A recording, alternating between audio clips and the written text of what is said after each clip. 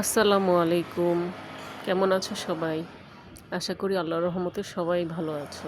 আমিও ভালো আছি আলহামদুলিল্লাহ। আজ দুপুরে রান্না করেছিলাম বুটের ডাল দিয়ে ডিম। বুটের ডাল দিয়ে ডিম রান্না করলে আসলেই অনেক দারুণ হয়। তরকারিতে স্বাদ বাড়ানোর জন্য দিয়েছিলাম টমেটো এবং শীতকালে সবার পছন্দের ধনিয়া পাতা। বুটের ডাল যেভাবেই রান্না করা হোক না কেন, ডিম দিয়ে বা মাংস দিয়ে খেতে কিন্তু ভালোই লাগে।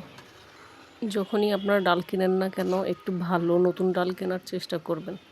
ডাল যদি পুরনো হয় তাহলে ডালগুলো সিদ্ধ হতে চায়। আমি খুব বেশি টেনশনে ছিলাম ডাল সিদ্ধ হয় কি না, কারণ ডাল যদি শক্ত থাকে সিদ্ধ ভালো না হয় তাহলে কিন্তু তরকারি খেতে ভালো লাগে না।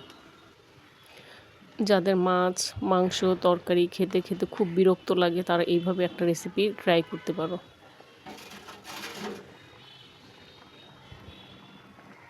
বুটের ডাল দিয়ে ডিম রান্না করলে একটা টমেটো দেওয়ার চেষ্টা করবেন।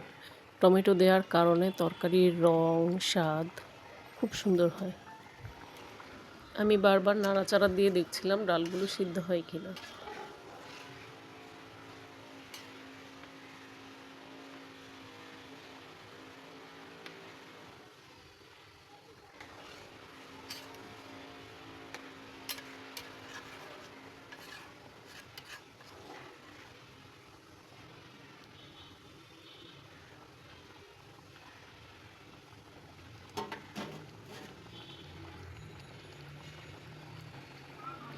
অল্প আছে কিছুক্ষণ বসিয়ে রাখতে হবে। শেষ হয়ে গেল আমার বুটের ডাল দিয়ে ডিম রান্না। মাশাআল্লাহ, দেখো কত সুন্দর হয়েছে।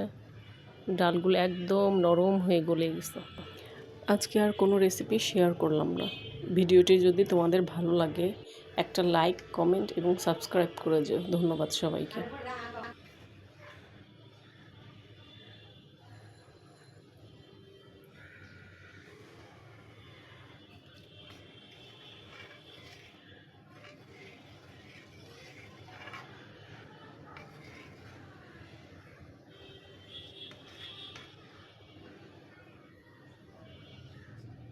আর রান্নাটা কেমন হয়েছে আশা করি কমেন্ট করে সবাই জানাবে।